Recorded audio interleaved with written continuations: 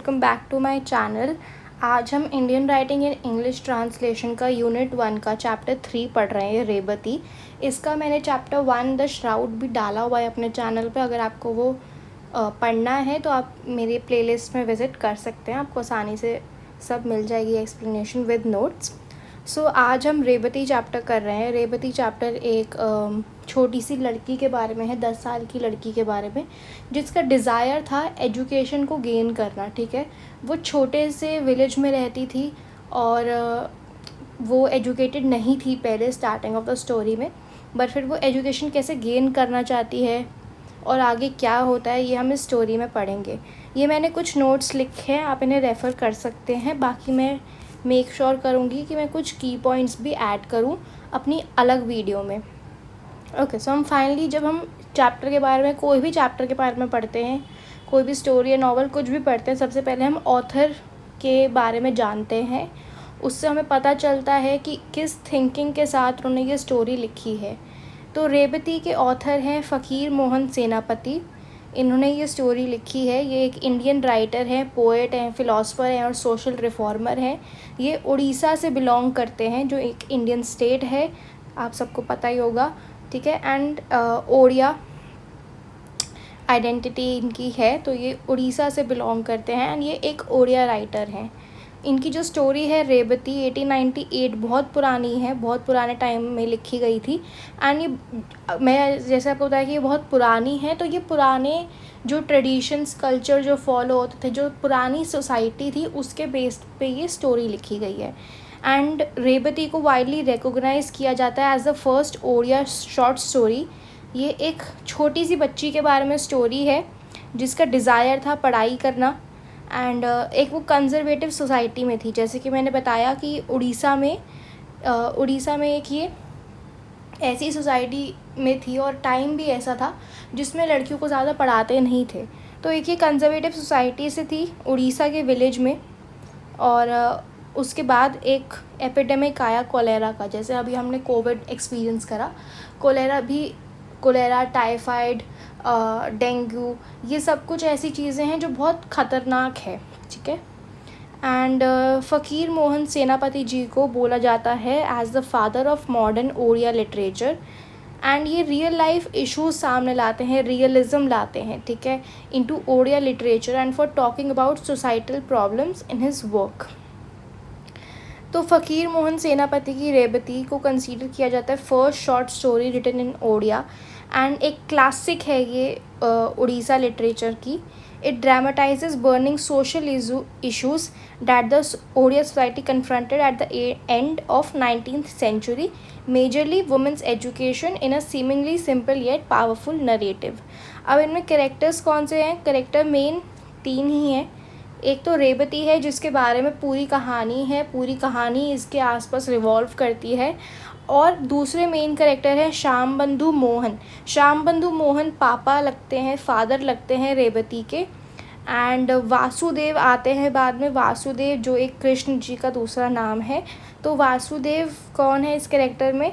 इस स्टोरी में ये एक कैरेक्टर हैं जो कि एक एक्वेंटेंस हैं श्याम बंधु जी के, जो फादर हैं रेवती और बाद में फिर रेवती के भी। एंड ये पढ़ाने आते हैं रेवती को उसके घर पर, और बाद में श्याम बंधु जी सोचते हैं कि एक परफेक्ट मैच है रेवती के लिए फॉर मैरिज। ठीक है, तो अब हम समरी पढ़ते हैं। रेवती एक शॉर्ट स्टोरी है बाय फ़कीर मोहन सेनापति जो इम्पॉर्टेंट सोशल इश्यूज़ पे है बेस्ड, उड़ीसा में लेट 19th century में। ये first modern Odia short story है known for supporting women's right and education. ठीक है, ये वुमेन के राइट को, एजुकेशन को, उनकी पढ़ाई लिखाई को सपोर्ट करती है। सिर्फ यहीं तक नहीं सोचती कि वो बच्चे पालने के लिए है, खाना बनाने के लिए है, घर संभालने के लिए, ये अपोज करती हैं।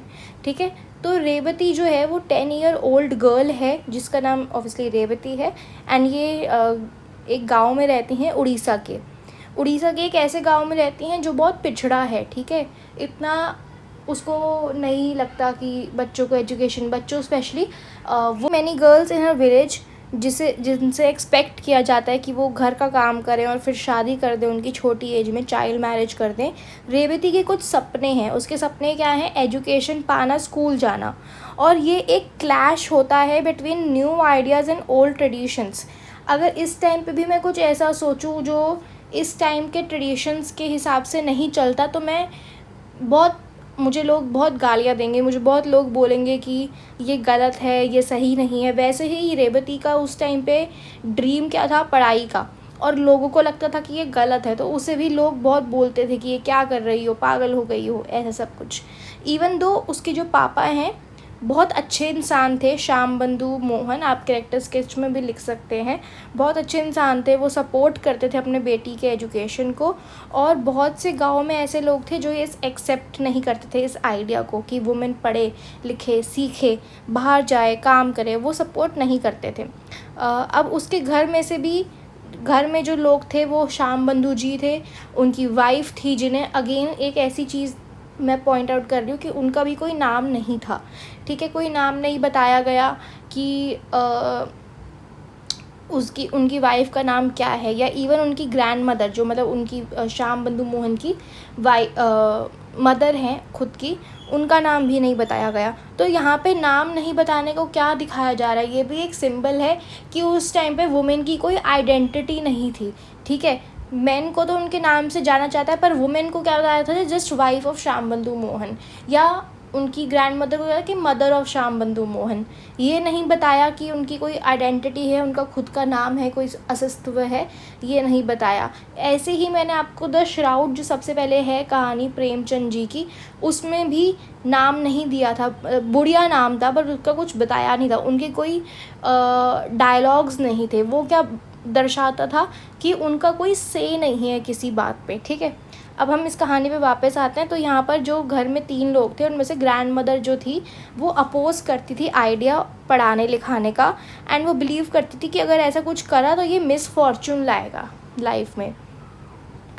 अब रेवती के जो पापा हैं वो काम करते थे as the zamindar's accountant and rent collect करते थे। इनकी फैमिली में मदर थी, वाइफ थी और डॉटर थी रेवती। इनका खुद का घर था जिसमें काउस थी, ठीक है। ये बहुत कॉमन ऑक्यूपेशन था, गाय को रखते थे, दूध निकालते थे, वहीं बेचते थे, ठीक है। तो यहाँ पर इनके खुद के घर में एक लैंड भी था, पैच ऑफ लैंड था, जिसमें ये सब्जियाँ भी उगाते थे, वो भी बेचते थे, ठीक है। एंड ये इनके पास 3/2 एकर्स ऑफ रेंट आता था, फ्री लैंड था कल्टीवेट करने का, पैसा अच्छे से कमाते थे, काउस थी, वेजिटेबल लैंड था, और इंश्योर करते थे कि जो फैमिली है कंफर्टेबली रह सके। यहाँ पे ये लिव है, फैमिली लिव कंफर्टेबली, ठीक है, sorry. Then he is a man of refined taste, and evenings में ये सुनते थे भजन्स, पैराग्राफ्स पढ़ते थे भगवत के, आपने पता होगा आपको, ठीक है, under the light of an oil lamp. ये स्टोरी इंट्रोड्यूस करती है वासुदेव को। वासुदेव कौन है? मैंने बताया, एक्वेंटेंस हैं। वो श्याम बंधु जी को मिलते हैं, बताते हैं कि कलकत्ता सोसाइटी में एक स्कूल खुल रहा है, अपर प्राइमरी स्कूल, और वो सिर्फ गर्ल्स के लिए है, वहाँ पे कोई लड़के नहीं है, सिर्फ लड़कियों का स्कूल है वो। तो रेवती को वहाँ पे भेजते हैं पढ़ने के लिए। तो यहाँ पे जो डेप्यूटी इंस्पेक्टर हैं स्कूल्स के, उन्होंने एक अपर प्राइमरी स्कूल खोला था विलेज में, और वहाँ पे वासुदेव जो थे काम करते थे, ठीक है। वो वासुदेव एक 20 साल का लड़का था, पोलाइट यंग काइंड लड़के थे, एंड वो एक ऑर्फन भी थे, तो उनकी खुद की कोई फैमिली नहीं थी। और श्याम बंधु जब वासुदेव से मिले तो उन्हें अच्छा लगा। उन्हें अच्छा क्यों लगा वासुदेव? क्योंकि पहली वो चीज़ क्या थी कि वो सेम कास्ट से बिलोंग करते थे। कास्ट कौन सी थी? कराना कास्ट थी, ठीक है। एंड ये कराना कास्ट जो होती है ये इन ज़मींदार्स की होती है, रेंट कलेक्टर की, अकाउंटेंट की, ऐसी कास्ट होती है। तो श्याम बंधु को वासुदेव इसलिए पसंद थे क्योंकि वो सेम कास्ट से बिलोंग करते थे, एंड वो उन्हें अपने घर भी बुलाते थे। तो जब वो घर बुलाते थे एक बॉन्ड डेवलप हो गया बिटवीन वासुदेव एंड श्याम बंधु फैमिली। श्याम बंधु लर्न्स फ्रॉम वासुदेव की एक स्कूल है गर्ल्स का। श्याम बंधु को वासुदेव पसंद इसलिए आता है क्योंकि सबसे पहले वो सेम कास्ट के होते हैं, काइंड है, पोलाइट है, और वो पढ़ाने भी आते हैं। वो सोचते हैं कि ये बहुत अच्छा मैच रहेगा रेवती के लिए फॉर मैरिज, ठीक है। सो वो घर पे बुलाते हैं, उन्हें इनवाइट करते हैं, एक बॉन्ड डेवलप होता है दोनों के बीच में। अब श्याम बंधु ये मदर इस थॉट की हैं कि लड़कियों को सिर्फ काम करना चाहिए, बच्चे पैदा करने चाहिए और शादी करनी चाहिए, ठीक है। उन्हें ये पढ़ाई लिखाई नहीं करनी चाहिए, पढ़ाई लिखाई करेंगे तो कोई मिसफॉर्च्यून आएगा। सो वो यही सब कुछ सोचती हैं ट्रेडिशनल वे में। और एजुकेशन स्टार्ट हो जाती है श्री पंचमी के दिन पे, ठीक है। Vasu starts giving her lessons at her home. अब वासुदेव घर पे आते हैं उनके पढ़ाने। Shyam Bandhu contemplates taking the relationship between the teacher and the student a step further into the realm of marriage. वो शादी के लिए सोचते हैं एंड दोनों मदर फादर एग्री करते हैं कि अच्छा मैच रहेगा। वासुदेव अच्छा कमाते हैं और सेम कास्ट से भी बिलोंग करते हैं। अब जैसे ही ये स्टोरी थोड़ी आगे बढ़ती है तो एक अनएक्सपेक्टेड टर्न आता है स्टोरी में। क्या होता है, एपिडेमिक आता है, कोलेरा, ठीक है। कोलेरा बहुत जानलेवा बीमारी होती है एंड श्याम बंधु को कोलेरा हो जाता है और वो अगले ही सुबह इसी इवनिंग उनकी डेथ हो जाती है। वेरी नेक्स्ट डे श्याम बंधु की वाइफ को भी कोलेरा हो जाता है, उनकी भी डेथ हो जाती है। अब दोनों बचते हैं रेवती और ग्रैंड मदर। ये घर संभालते हैं, खाना जो भी बचा बुचा होता है वो खाते हैं। वासुदेव इनके पास होते ही हैं इस टाइम पर, उनकी हेल्प करते हैं। अब वासुदेव को भी बाद में घर जाना होता है, तो इससे पहले ये लाइन भी है कि ग्रैंड मदर ये सब कुछ कि 2 लोग चले गए, कोलेरा हो गया, कुछ खाने को नहीं है, कुछ भी नहीं रहा। अब इस सब का दोषी किसे ठहराती है, रेवती को। अब वासुदेव का टाइम हो जाता है घर जाने का और ऑब्वियसली दोनों के मन में डर होता है कि क्या हम एक दूसरे को वापस देख पाएंगे कि नहीं देख पाएंगे, वासुदेव और रेवती के मन में। तो ये दोनों एक दूसरे को बहुत मुश्किल से जाने देते हैं एंड अगले दिन न्यूज़ आ जाती है कि वासुदेव भी नहीं रहे कोलेरा की वजह से। नेक्स्ट मॉर्निंग रेवती को टाइफाइड हो जाता है और ग्रैंड मदर इस बात का दोषी भी रेवती को ठहराती है। अब ग्रैंड मदर देखती है कि रेवती को बहुत फीवर हो रहा है। Old women gathers in the strength to pick up the only thing of the some value left in the house. के घर में एक ब्रास का बाउल होता है एंड वो उस ब्रास के बाउल को लेके जाती है कि कुछ राशन मिल जाए इसके बदले में। तो मिल जाता है राशन और वो बहुत थक के घर वापस आ जाती हैं। जब वो घर आती हैं वो रेवती को बोलती हैं कि मुझे थोड़ा पानी पिला दो, पर कोई रिस्पॉन्स नहीं आता सामने से। क्योंकि रेवती को भी मैंने बताया टाइफाइड था, तो बहुत फीवर था और हालत बहुत ज़्यादा ख़राब थी। तो रेवती आती है और वो धीरे धीरे सेंस कर पाती है कि बस अब उसके भी कुछ टाइम बचा है और उसके बाद वो चली जाएगी। तो वो अपनी लाइफ को अपने सामने से पास होते हुए देखती है एंड आफ्टर टाइम वो भी मर जाती है। कुछ समय बाद ग्रैंड मदर की भी डेथ हो जाती है और यहीं स्टोरी ख़त्म हो जाती है कि कोलेरा ने सबका एंड कर दिया। जो जो डिज़ायर थे, सपने देखे थे पढ़ाई के, शादी के, वो सब ख़त्म हो गए, सारे लोग ख़त्म हो गए। यहाँ पे स्टोरी एंड हो जाती है। अब कुछ मेन थीम्स हैं। पहला थीम है वुमेन की एजुकेशन, ये ही इसी पे ही सारी स्टोरी बेस्ड है, इस पे और कोलेरा पे, ठीक है। तो वुमेन की एजुकेशन बेसिक थीम है, की थीम है एजुकेट करना वुमेन को। रेवती की एजुकेशन की बात होती है जिसमें वो सपने देखती है, फिर ऑब्स्टेकल्स भी देखती है बहुत। एंड रेवती के थ्रू सेनापति क्रिटिसाइज़ करता है उस टाइम के थिंकिंग को, उस टाइम की सोच को, उस टाइम के ट्रेडिशनल व्यूज़ को, ठीक है, कि वुमेन को पढ़ना नहीं चाहिए तो मिसफॉर्चून आएगा, पढ़ेगी तो, ऐसा सब कुछ। देन सोशल रिफॉर्म, सेनापति इस स्टोरी को यूज़ करते हैं to show the need for social change. जो अब ये 19th सेंचुरी के एंड की बात हो रही है, 1898 की, तो इसमें सोशल चेंज जो धीरे धीरे आएगा उसको दिखाया गया है। रेवती की फ़ाइट दिखाई गई है against societal rules and her wish for independence reflect the efforts of reformers at the time who wanted better education. आगे आते हैं सुपरस्टिशन। सुपरस्टिशन किसको था, अंधविश्वास किसको था, ग्रैंड मदर को।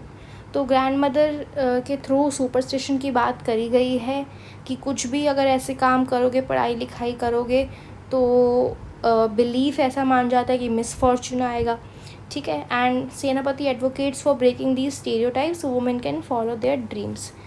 एजुकेशन एज एम्पावरमेंट, रेवती की डिज़ायर दिखाई गई है एजुकेशन के लिए। ये एक सिंबल है पर्सनल ग्रोथ का, लिबरेशन का, ठीक है, फ्रीडम का from social constants. Patriarchy and tradition. Patriarchy क्या बोलती है कि सिर्फ मर्द काम करेगा, वही पढ़ाई लिखाई करेगा, वही उसके ही बातें चलेंगी। तो जो स्टोरी है क्रिटिक है किसका?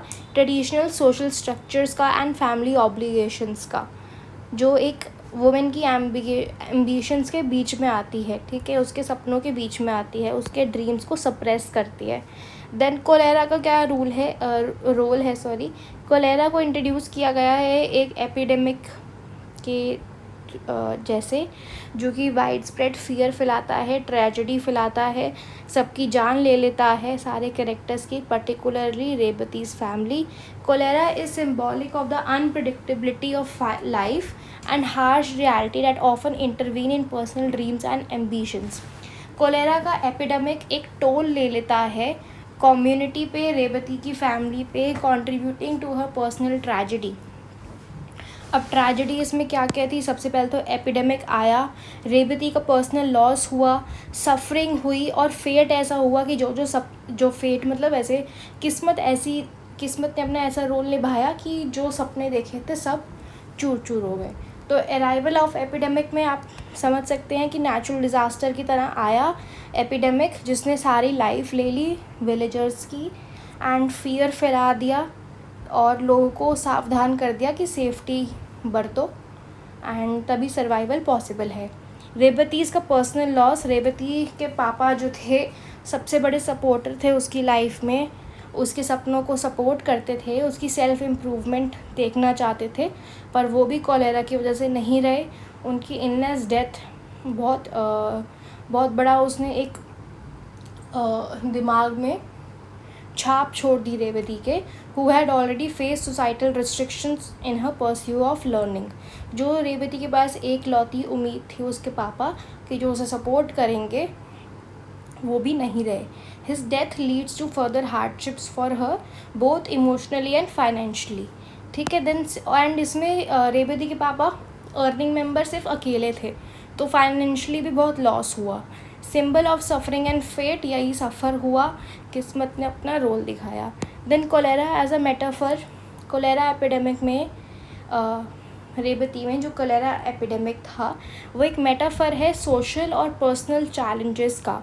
जैसे डिजीज़ आई बिना बताए, बिना कोई वार्निंग दिए, एंड डेविस्टेशन हुआ।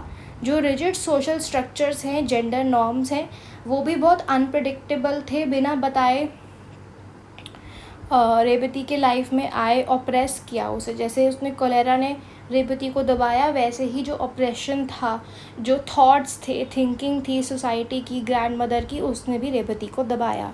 ये कुछ क्वेश्चंस हैं जो आप प्रैक्टिस कर सकते हैं कि थीम ऑफ जेंडर डिस्क्रिमिनेशन बता सकते हैं कि अगर मे बी इसकी जगह कोई लड़का होता जो पढ़ना चाहता, तो क्या उसकी ग्रैंड मदर सपोर्ट करती? तो यहाँ पे जेंडर डिस्क्रिमिनेशन का क्या रोल है, and how does her desire for education conflict with the social norms of a time, and किन तरीक़ों में कोलेरा का एपिडेमिक ने सर्व किया as a metaphor for the unpredictable and uncontrollable forces that shape Revati's life. इसके बाद आप कुछ कैरेक्टर स्केच बता सकते हैं, एंड अगर आपको ये वीडियो पसंद आई then please don't forget to like, share, comment and subscribe to my channel. Thank you.